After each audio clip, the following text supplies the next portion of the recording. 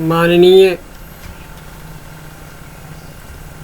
सचिव महोदय, भारतेश्वरी मड़वारी संस्कृत महाविद्यालय छपरा एवं प्रधानाचार्य महोदय, भारतेश्वरी मड़वारी डॉक्टर गजानन पांडे, प्रधानाचार्य, भारतेश्वरी मड़वारी संस्कृत महाविद्यालय छपरा के निर्देशानुसार केंद्र सरकार द्वारा आपातकालीन परिस्थिति में, लॉकडाउन की स्थिति में घर से कक्षाओं के संचालन हेतु जो निर्देश प्राप्त हुआ है, उसके अनुसार मैं डॉक्टर चंद्रभान त्रिपाठी आज यूट्यूब के माध्यम से शास्त्री प्रतिष्ठा तृतीय वर्ष में विश्वविद्यालय पाठ्यक्रम निर्धारित जो किया गया, उसके अनुसार मेघदूत से कालिदास द्वारा रचित मेघदूत खंड काव्य पर अपने छात्रों को मैं संबोधन करूंगा। मेघदूत महाकवि कालिदास की एक उत्कृष्ट कृति है।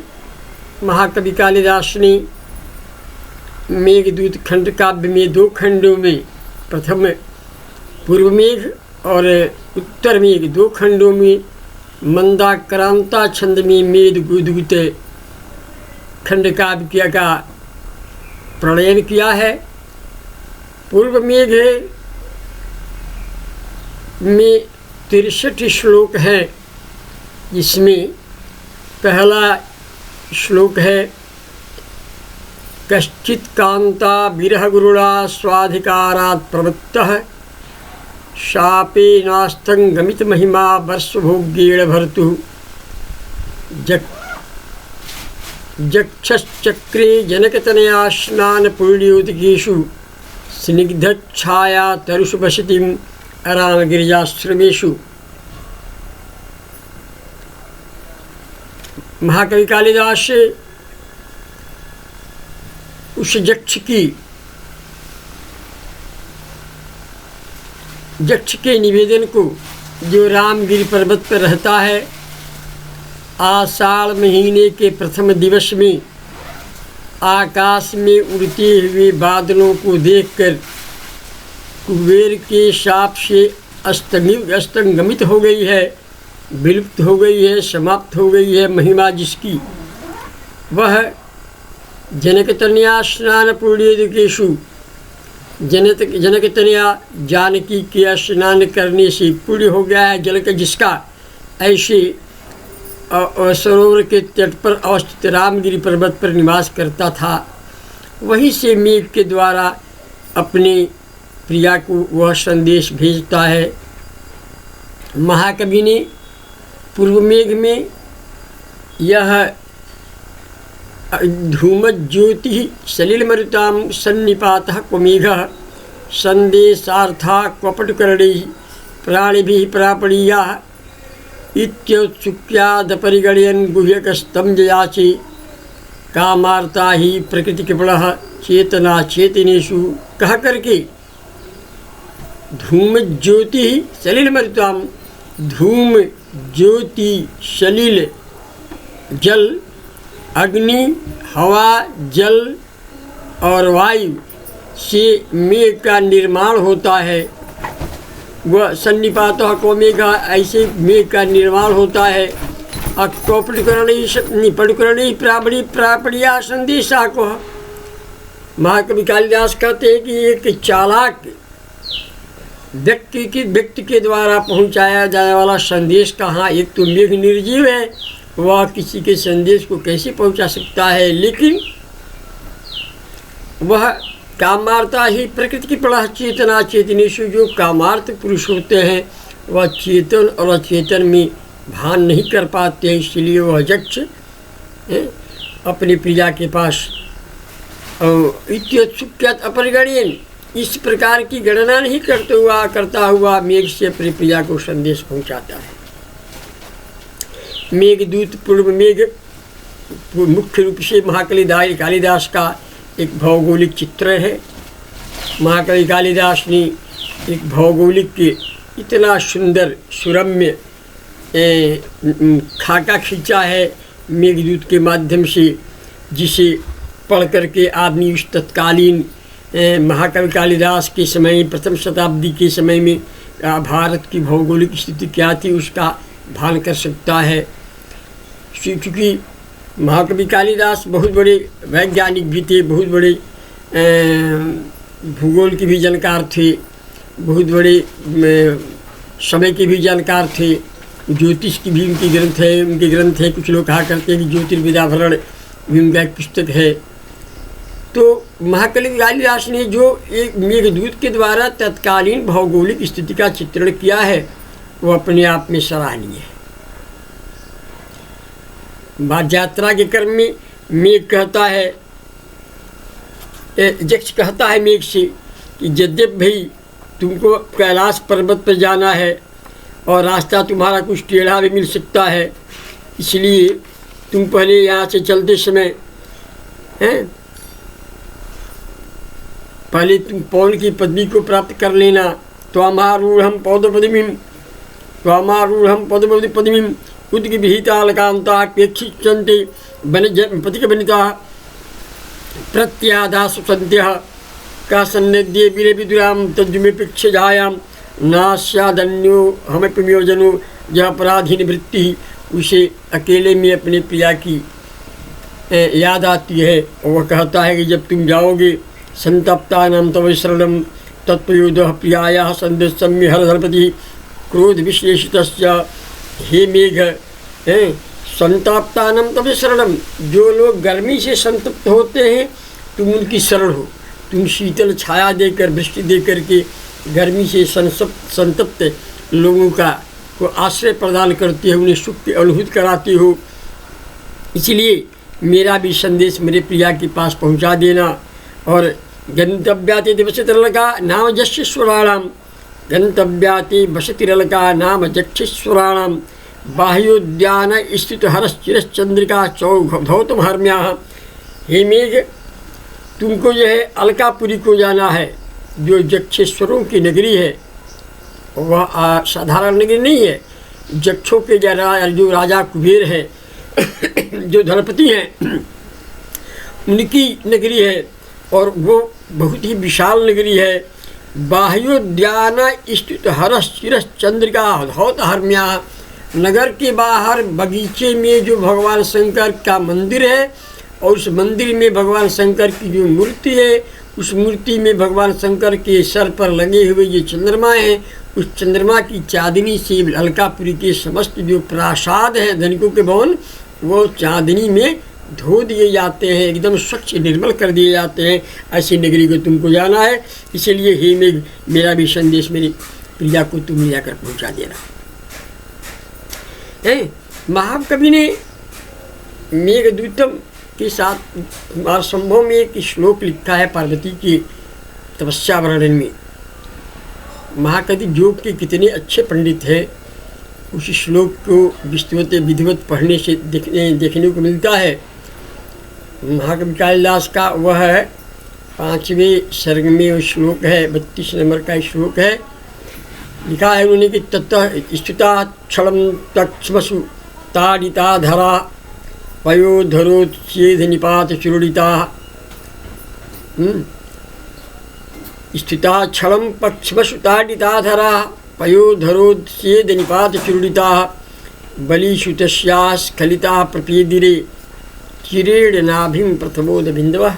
यद्यपि समीक्षक इसमें महाकवि कालिदास के श्रृंगार का वर्णन करते हैं, श्रृंगार पर कहते हैं कि यौगिक दृष्टिकोण से देखा जाए एक योगी की क्या क्रिया होनी चाहिए, योगी को किस मुद्रा में बैठनी चाहिए।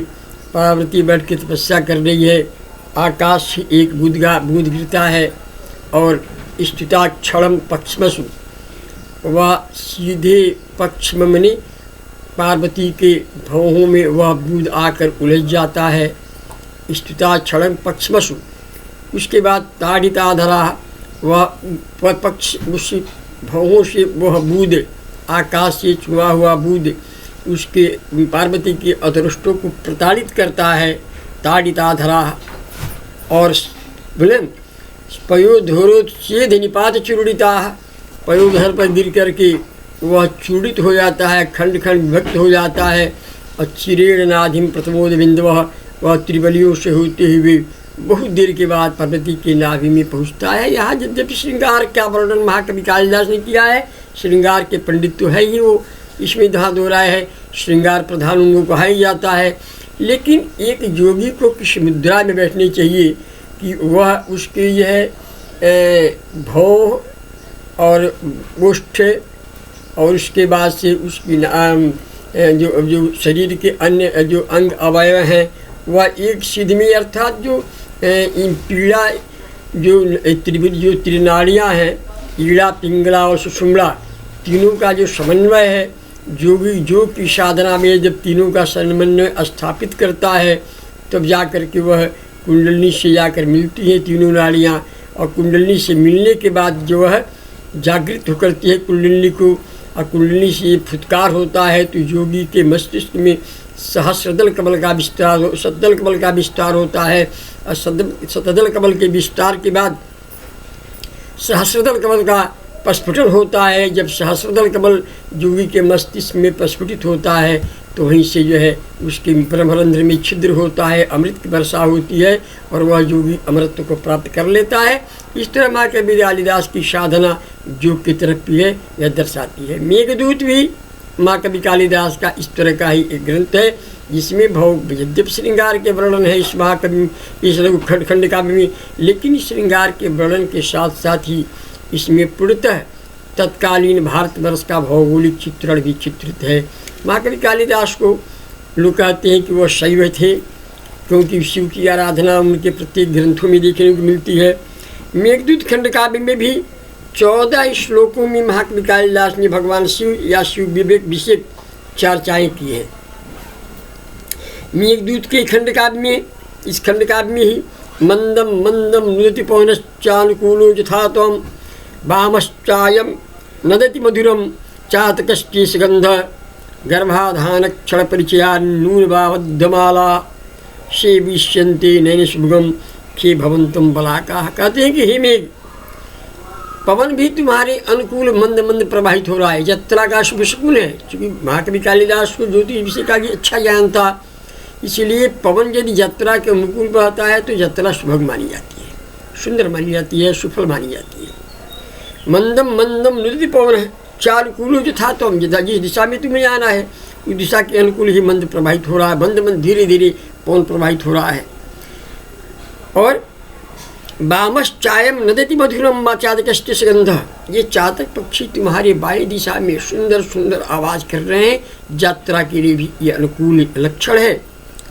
और गर्भाधान क्षण परिचयाद नूनम आबद्धमाला सेविष्यन्ते नैनसुभगम तीखे भवंतम बलाका। हे मेघ, जब मेघ प्रकृति का यह नियम है कि जब मेघ आकाश में आता है तो बगुले गर्भाधान धारण करते हैं।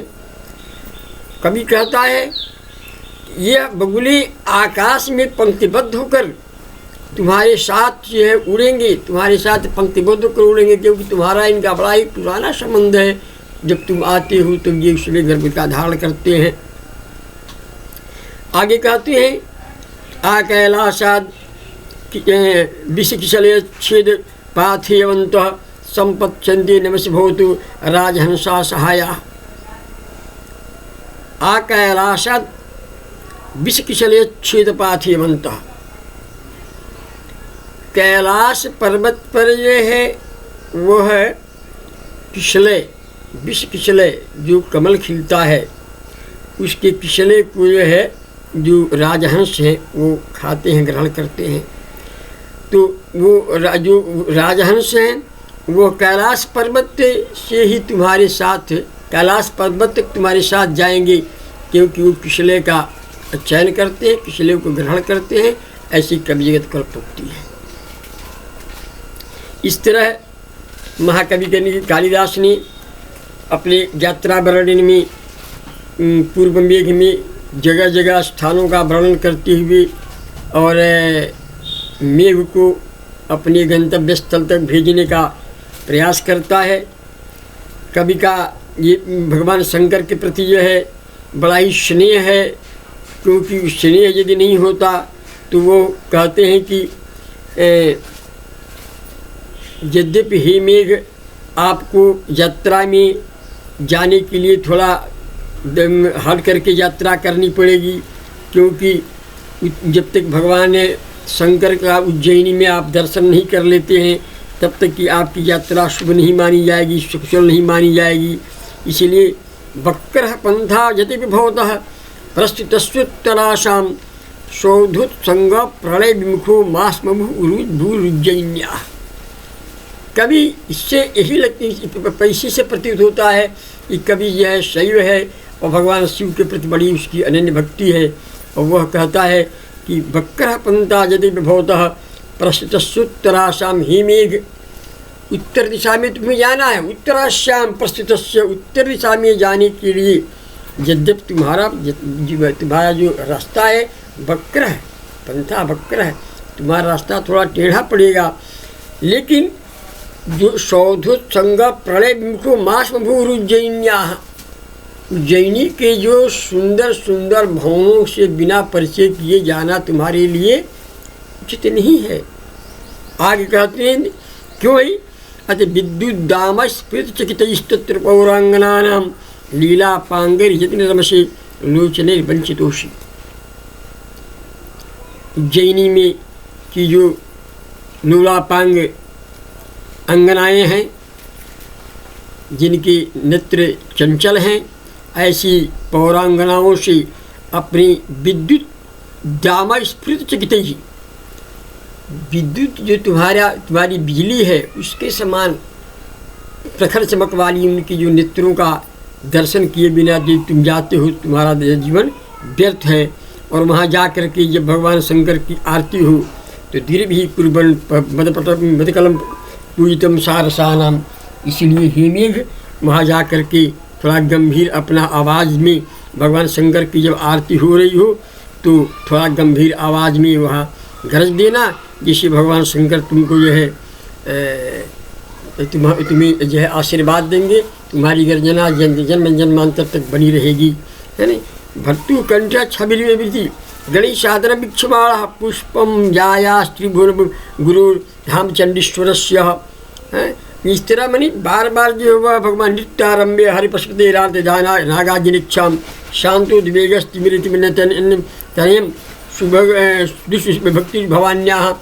यानी किसी न किसी प्रकार से भगवान शंकर का, उनके परिवार का, पार्वती का, उनके वृषभ का जो है वो नाम लेकर के अपने हर्ष ससुरुचा यानी भवानी, इस तरह भगवान शंकर के प्रत्येक जो है उनके अवयों से जो है शंभुना दत्त हस्ता अंध्र अर्थ मौली जहाँ जहाँ जाए शैलराजा अवतीर्णा गौरी भक्तर त्रिपुटी रचिता रचना द्रम्यकष्टाटहस्य कैलासस्य गौरी, है नहीं।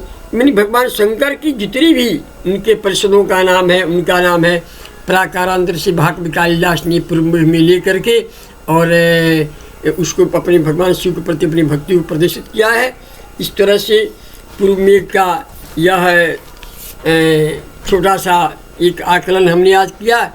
कल जो है उत्तर मेघ भी चूँकि शास्त्री में पढ़ना है, इसलिए रघुवंश महाकाव्य का 13वां 14वां सर्ग और उत्तर मेघ पर कल मेरी व्याख्या होगी, यानी मेरा जो है इस पर यूट्यूब पर यह प्रवचन होगा। आज मैं यहीं तक इसको विराम देता हूँ।